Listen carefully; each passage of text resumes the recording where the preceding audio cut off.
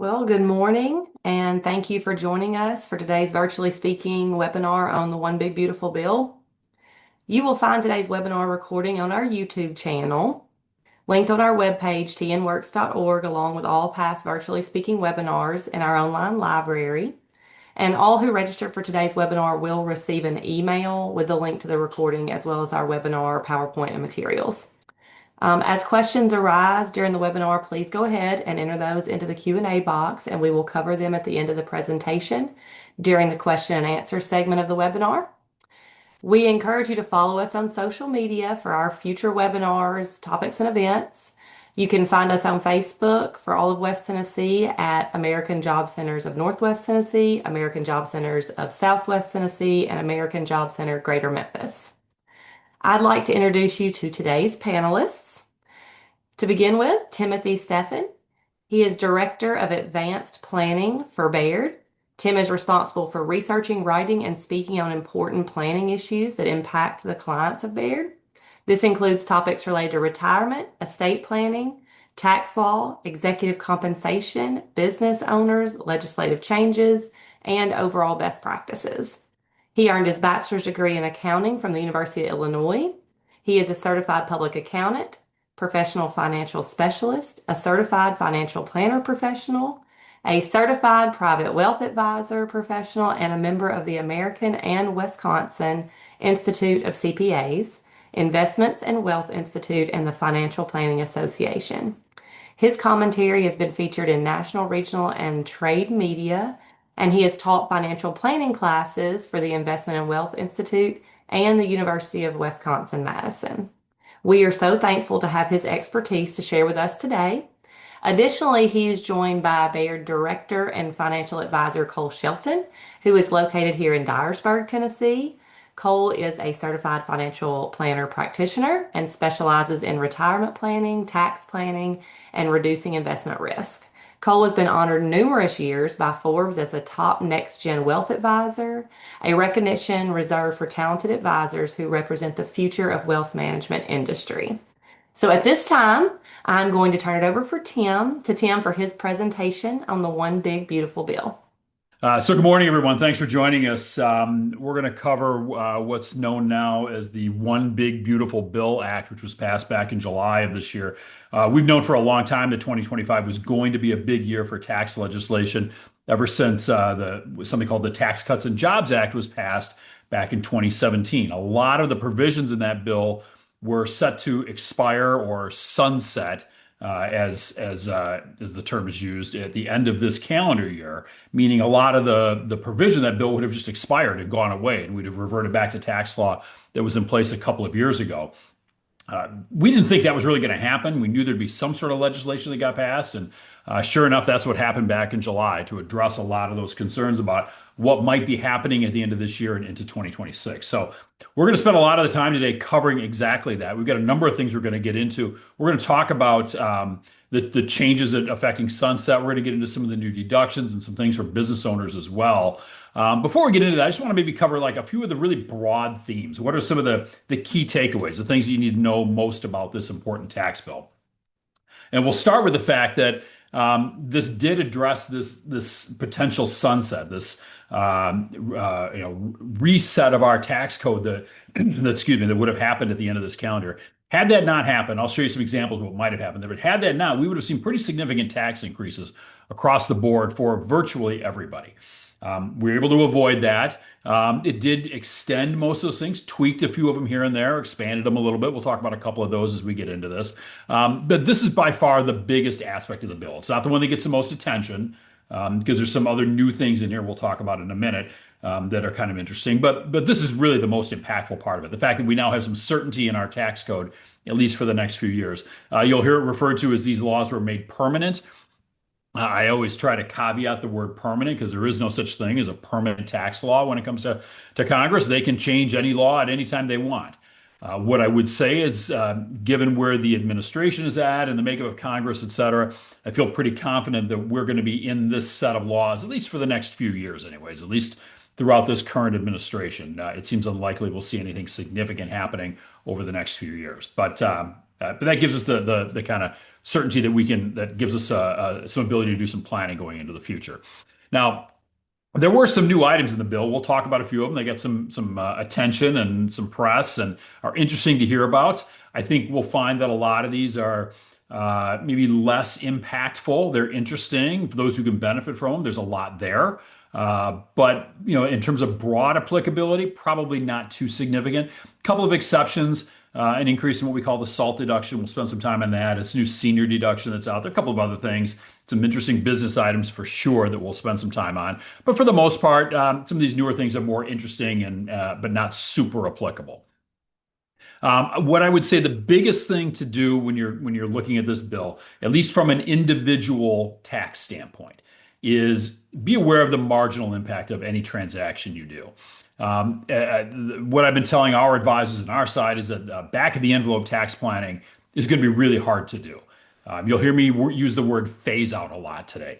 A lot of the things that were included in this bill are subject to phase outs, meaning as income goes up, you lose the benefit of these things, or you become subject to other things. I'll give an example of that towards the end of the session today.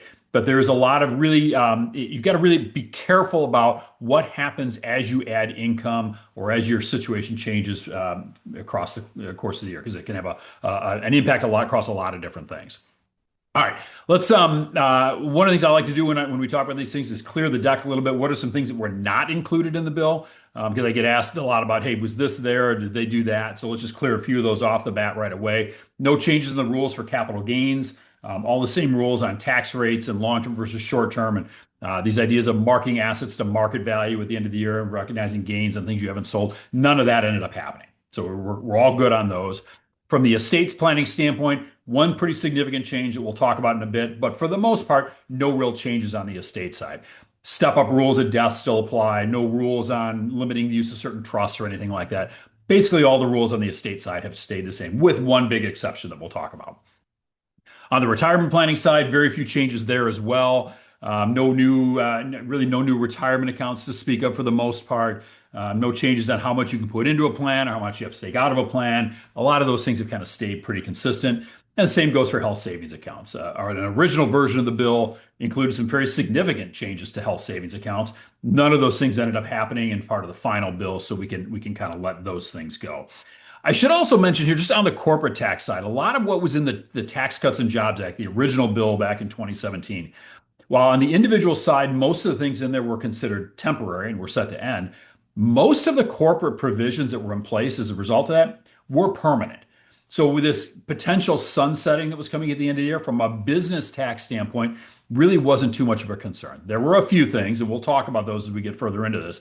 But the real sunset impact would have been mostly on us from an individual tax standpoint. So the few corporate things we'll get into today are really more new items. So let's quickly address this TCJA sunset. What were the things that might have happened at the end of the year that have been addressed? The biggest one being tax rate changes.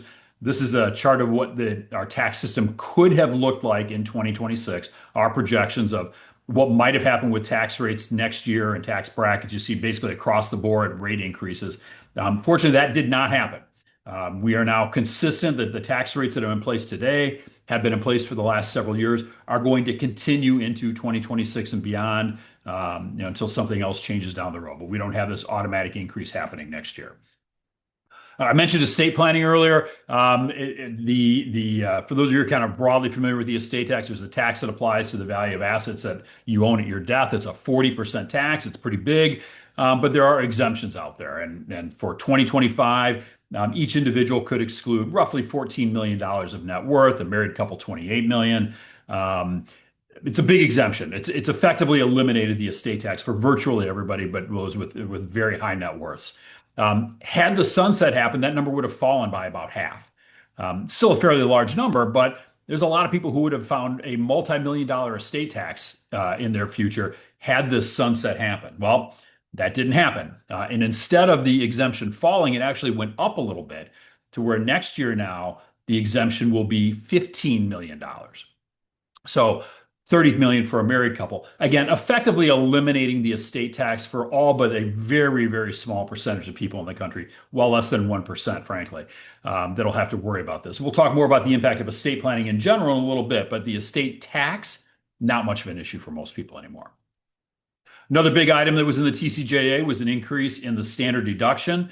The standard deduction was effectively doubled back in 2017 and has continued to grow over time.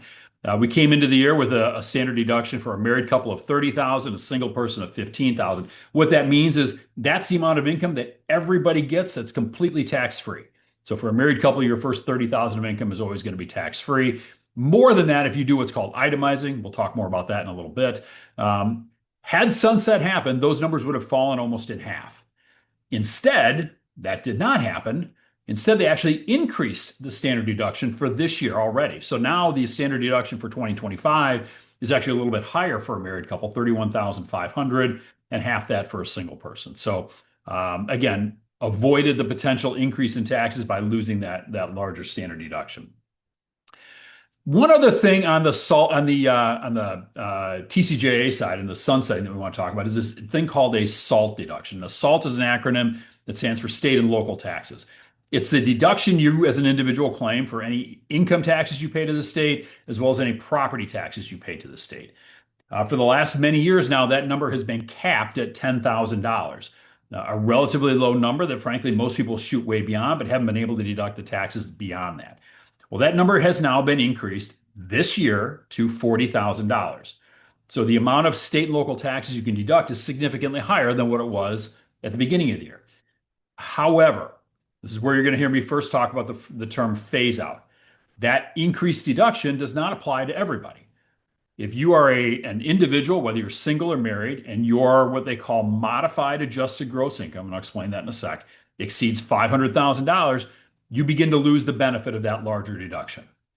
And once that number hits $600,000, you're back to the original $10,000 cap. So you end up with a chart that looks something like this. Depending on your income, your maximum state and local tax deduction will be anywhere from $40,000 to as low as $10,000. Different rules if you're a married couple filing separately. When I said modified adjusted gross income, what I basically mean is all of your income before deductions. So it's every bit of income counts towards this. Wage income, business income, investment income, retirement income, rental properties, Social Security, all of that is included in this. Where this creates an issue is that if you're somebody whose income is exceeding that $500,000 threshold, the tax cost in that income gets a little bit more expensive, potentially a lot more expensive, as you not only pay tax on the additional income, but you also start to lose that state and local tax deduction. One other quick thing on this before we move on. Some of you who may be involved with pass-through entities or own pass-through businesses like an S corporation, for example, may be familiar with something called the PTET. It's a pass-through entity tax that most states have started to offer now. I don't want to go too deep into this other than to say those techniques that have been put in place over the last several years are still fully viable. There was a potential for those to be done away with under the original version of the bill. That did not happen. So all those techniques you put in place are still perfectly legitimate. All right, so those are the things that address the old bill, what was in TCJA that was set to change this year, and those are the things that have been fixed. Let's talk about some of the brand new things that are included in this. And we're going to talk about three types of actually five new deductions. We'll start with the first three that all have kind of limited applicability, but have gotten a lot of attention and are kind of interesting. So let's talk about those. The first two are ones that are, as business owners, are going to be particularly important to all of you because they affect the employees you have. Now, whether they affect you specifically or not depends on the nature of your business, but there are new deductions for employees who receive tip income or who are paid overtime income. And there are deductions available for both of those types of income. Now, the dollar amounts are a little bit limited. $25,000 on the tip side, $12,500 on the overtime per person, so double that if you're married. And again, both of these are subject to phase out. So as their income starts to exceed certain thresholds, and you can see those on the slide here, married couples at $300,000, everybody else at $150,000. Once you cross those thresholds, the ability to deduct or exclude some of your tip income or overtime income from tax goes away.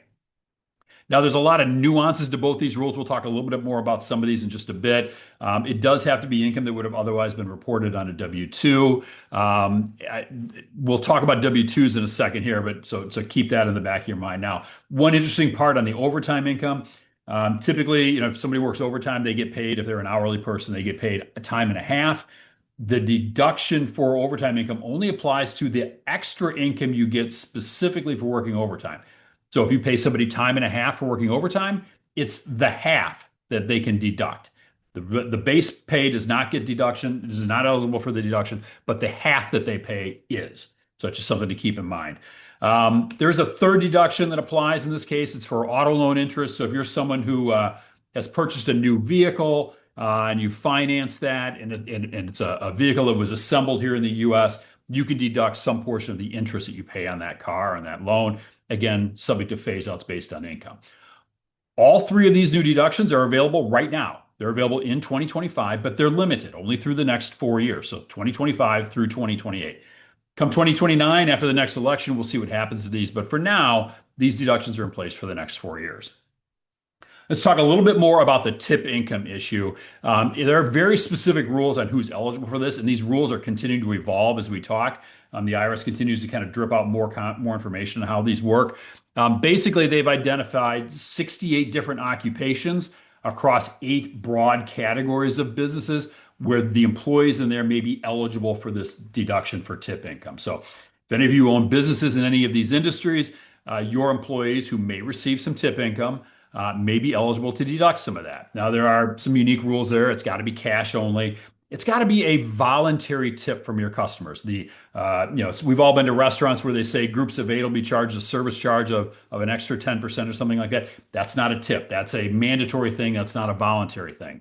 So those kind of tips are not eligible for the deduction for the employees. There's some other rules you can see here on the screen. So fairly limited. You're not going to be able to turn all of your business income into tip income and get an exemption from that. But just understand there are some pretty unique rules on there.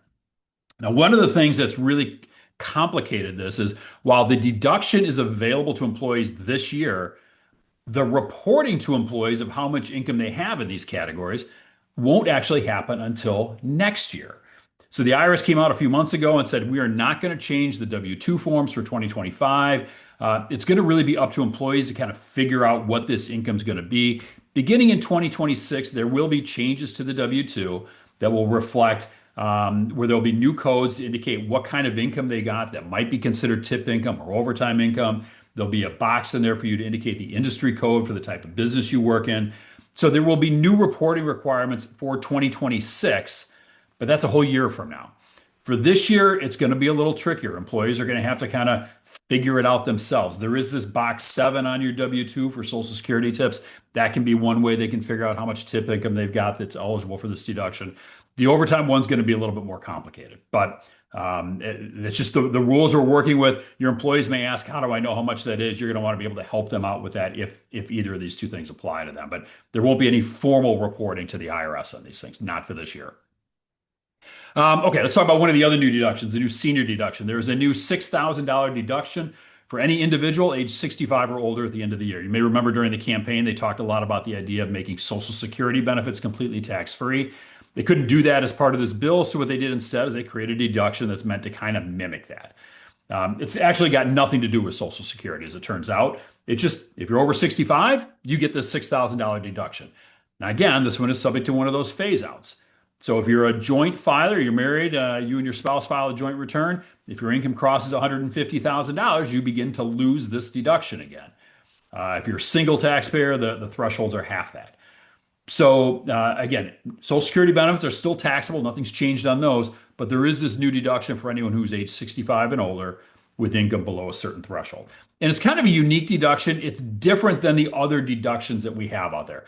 We talked before about standard deduction. We'll talk more about itemized deductions coming up. This is a completely separate thing. It's got nothing to do with whether you itemize or take the standard deduction. There's actually already something called a senior deduction for those age 65. This is not, it has nothing to do with that. It's a new deduction. So don't confuse the two. These are just completely different things that unfortunately happen to have the same name. All right, let's talk about a couple of other things on the deduction side. There is a new charitable deduction that will apply in 2026. So right now, if you give money to charity and you itemize, you can use those charitable gifts to reduce the amount of income you have subject to tax. If you don't itemize, if you take the standard deduction, those gifts don't provide you any value at all. Well, next year, that's going to change. There's going to be a new, what we call an above the line deduction that applies to people who give cash to charity, but who don't itemize, who take the standard deduction. And you'll see here in a little bit, the vast majority of taxpayers take the standard deduction. That may change a little bit, but for now, that's the case we're in.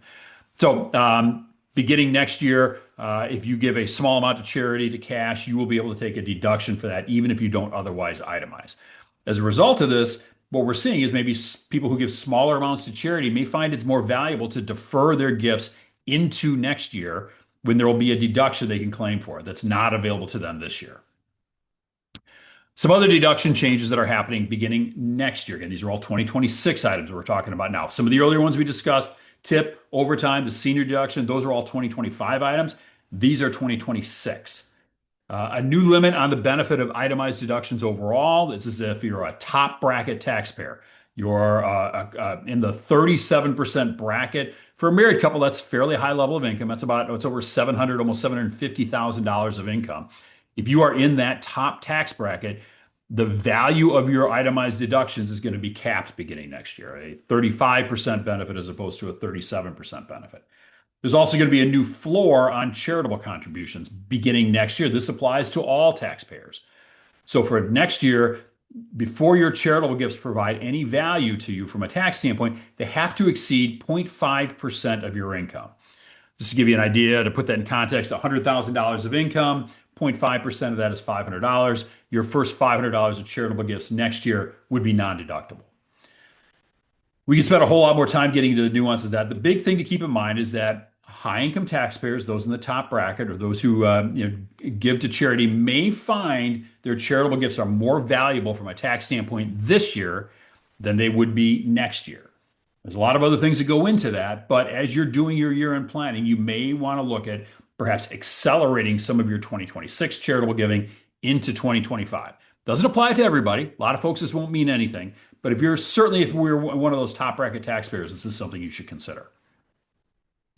Okay, those are most of the changes that affect individuals. We didn't get into everything. There's a lot more we could have covered. I want to shift gears now and get into some of the business owners, business tax changes and things affecting owners in general. So the biggest one on the business side is the return or the expansion of the bonus depreciation rule. So bonus depreciation is something that's been around under the Tax Cuts and Jobs Act back in 2017.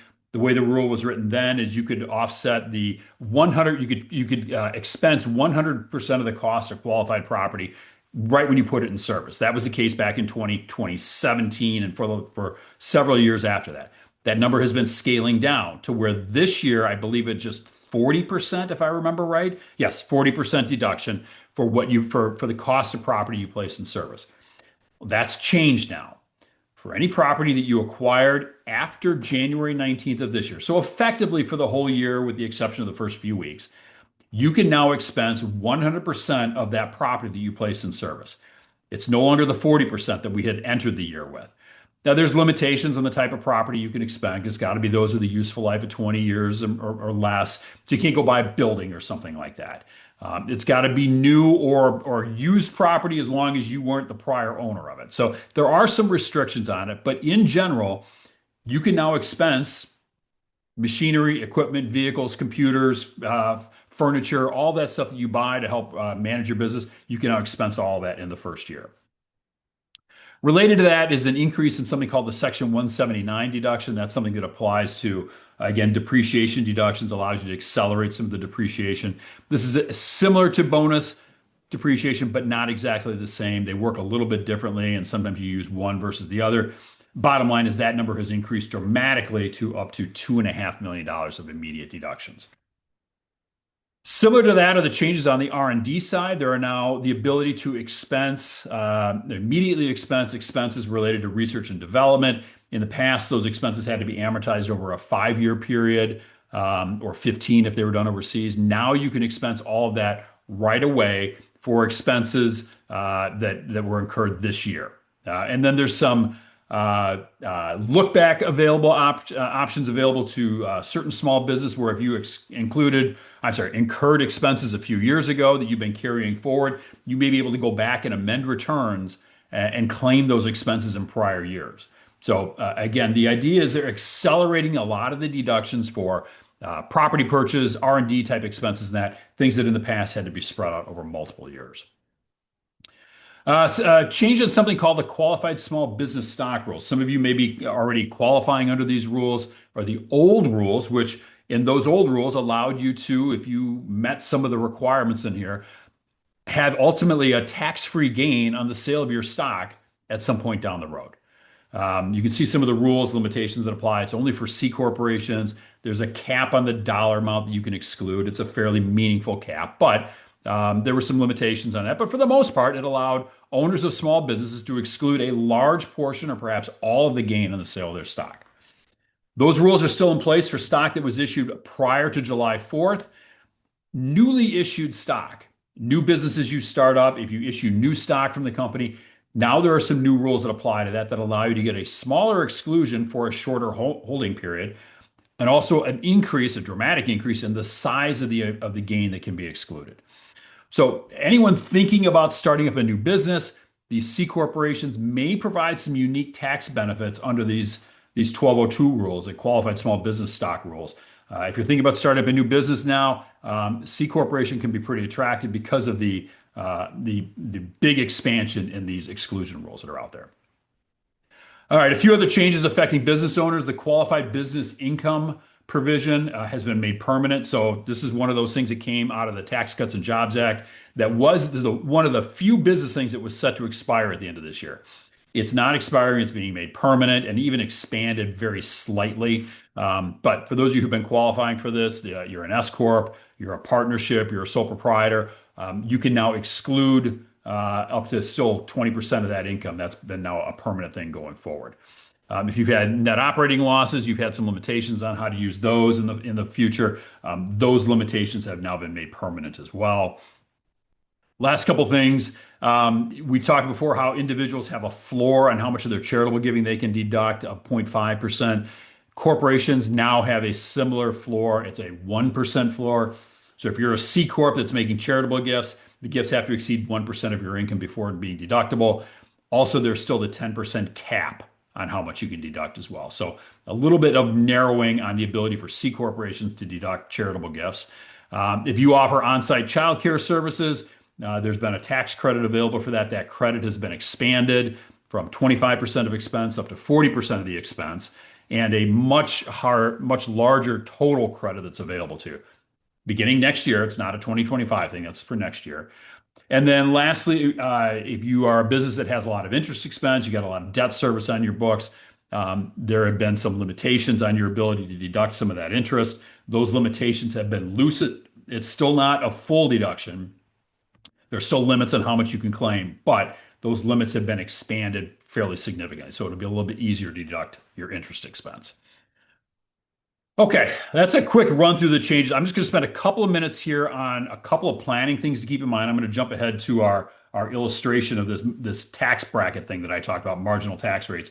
And then we'll open up for some questions here at the end. So standard deduction or itemizing, we talked a lot about how the standard deduction has increased, but so have some of the deductible expenses, the higher SALT deduction and that. It's going to be really interesting to see what happens with people and deductions these days. It used to be historically about a third of the taxpayers itemized. Ever since these changes in rules several years ago, that's fallen and only about 10% itemized. But for higher income individuals, the numbers have been much different. It'll be interesting to see what happens going forward now. Will your charitable gifts still provide you, begin to provide you more value? Will your mortgage interest, your medical expenses, will these deductible expenses you've been incurring, it's quite possible you'll get more value for those going forward. We don't know exactly what's going to happen here, but we'll have to see how the numbers shake out as we get some of the more tax return data. But we may see a larger percentage of taxpayers itemizing, meaning some of these expenses you incur may be more likely to provide you a tax benefit going forward. We talked about charitable giving earlier. Just broadly, if you are a higher income individual, you may find it makes more sense to bring your charitable gifts into 2025. Maybe do what we call a bunching strategy, where you double up on your gifts in a particular year, maybe through using something called a donor advised fund or some of the other vehicles that are out there. On the other hand, if you're a smaller donor, you may want to push more of your giving into next year when you've got that new deduction that you'd be available to use. From an estate standpoint, we talked before about how the estate exemption is much larger now. Estate tax planning not very important. Estate planning, incredibly important. Don't let this larger state exemption lull you into complacency and think you don't need to worry about doing your updating your wills and your trust and all that kind of stuff. All those documents are still incredibly important and really provide a lot of value to your heirs and survivors. So don't get lazy or sloppy in your estate planning just because we don't worry about the estate tax too much anymore. Still very important to deal with. Um, we didn't talk about opportunity zones. We can deal with that in a separate session if you're interested. We talk more about that later. But I do want to highlight this last one. For those of you who are thinking about starting a new business beginning this year, choice of entity is going to be really important. Whether you choose to be a C corporation or an S corporation or a partnership or sole proprietorship, those things are going to be really important decisions. They always have been, but some of these new rules out there that affect the taxation of businesses are going to make those decisions even more important. So pay close attention to those. All right, let's close out with this issue I've highlighted a couple times about the marginal tax rate. So what this chart here is going to illustrate to you is how, as your income moves from left to right, if you're a married couple and your income increases going from left to right, how different things start to become relevant to you. We talked about some of these new deductions out there for tip income and overtime income, the senior deduction, the auto loan deduction, the state and local tax deduction. You can see now that as your income moves left to right, you begin to lose the value of some of these deductions. And if your income is within one of those blue boxes, reading from left to right, your tax on that income is going to be higher because you're losing potentially some of these deductions. So be really careful as you add income. If you do things like recognize a capital gain, do a Roth conversion, increase business income, whatever it may be, understand that your tax costs on that could be a little higher because of these phase outs. And these are just the new ones this year. Next year, we've got a couple of other new ones, like that cap on itemized deductions we talked about before. There's also a new deduction for PMI. If you have a mortgage where you're paying PMI, that insurance to the mortgage company, that's a deductible expense that you could lose if your income crosses a threshold there. We've also got things like IRA deductions and Roth contributions. We've got the 3.8% net investment income tax. And then you've got the child tax credit, things that are all subject to phase out or exclusion or new taxes you might trigger. As income increases, it gets a lot more difficult to plan for some of these things, and you end up losing some of these benefits. And then for those of you who may be approaching Medicare age, there's a thing out there called the IRMA, which causes you to pay higher Medicare premiums. These are all things we take into consideration when we do planning. So I'll just wrap up here with a really quick example of what I mean by this. Let's say you're a married couple, you have exactly $500,000 of income. You've got some state and local taxes you deduct and some other deductions, mortgage interest, charitable gifts, whatever it might be. And that brings your taxable income down to $430,000. Under today's rules, you would pay about $91,000 in tax on that. Now, let's just say your income went from $500,000 to $600,000. Maybe it was a Roth conversion or a business income, you got a big bonus, something, whatever it might be. Now that income went up $100,000, but you also lost $30,000 of your state and local tax deduction. You went from $40,000 to $10,000. What you end up seeing is that $100,000 of additional income creates $130,000 of additional taxable income, meaning the tax on that $100,000 ends up being a marginal rate of about 43%. There is no 43% bracket out there. Nobody will ever quote that to you. You'll never see it in any of the brackets, but it's a real thing. And if your income falls within that range, you could see a tax rate of as high as 43% on income within that range. Now, once you cross 600, that goes away. You don't worry about it anymore. But within that window, within that $500,000 to $600,000 window, you get a very high marginal tax rate. Okay, that is all the content I wanted to cover today. I'm going to turn the call over to a colleague of mine, Cole Shelton. Cole is a member of the Shelton Group, one of our great financial advisor teams here in the Dyersburg area. I'm going to give him a quick sec to talk about a few things while Ginger pulls a few of the questions and we try to answer some of the Q&A in the break. So, Cole, I'm going to turn the call over to you for just a quick minute. Thank you, Tim. Thank you for taking time out of your busy schedule. I know you do a lot of national events, and so we appreciate your time here in West Tennessee. Before we wrap up, I just wanted to talk a little bit about Baird's local presence here in West Tennessee. You know, we're not just a national firm. We've got a local team here in your backyard, and we work with individuals, families, and businesses on everything from retirement planning, tax planning, business succession, executive planning. We're deeply involved here in this community because we believe in strong relationships and being engaged, you know, where we live and work every single day. So if any of you have any questions about this subject matter or any personal financial matters, please don't hesitate about reaching out to us. So, Ginger, that's all I have. If you want to open it up for Q&A. Thank you. Thank you both. And Tim, that was a lot of information. It was so comprehensive. I don't know if we're going to have a lot of questions. Yeah, we only scratched the surface, Ginger. We could have gone another hour easily. We do have at least one in here, and the question is, where can we find more information on what qualifies as R&D expenses? Yeah, so the rules on that haven't changed in terms of what qualifies as R&D. So if you've been incurring research and development expenses in the past, all of those expenses are the only change is that they're now fully deductible. So it's not like there's new rules on what qualifies or anything like that. So if I guess the easy way to say that is that if you've been claiming these in the past, you're going to continue to do what you do now with a more accelerated deduction. I mean, generally, we're talking about, say, the food processing industry, for example, and you're developing new ways to, preservatives or something like that, to develop new preservatives for food. That's the kind of R&D stuff we're talking about.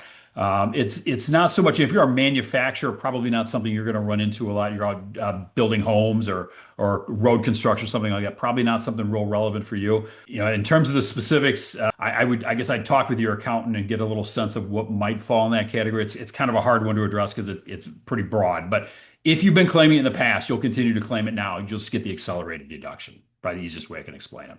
Those were the only questions we had. I expected there to be a lot more, but it was very comprehensive. You covered a lot of material to me, I feel like anyway. So, great information. Did you have anything else you wanted to add? I would just add if you do come up with more questions, if there's something that triggers in your mind later on, reach out to Ginger, reach out to Cole. We'll be able to happy to try and help you out with those questions if we can. We really appreciate y'all. So, thank you for everybody to join our presentation on the One Big Beautiful Bill today.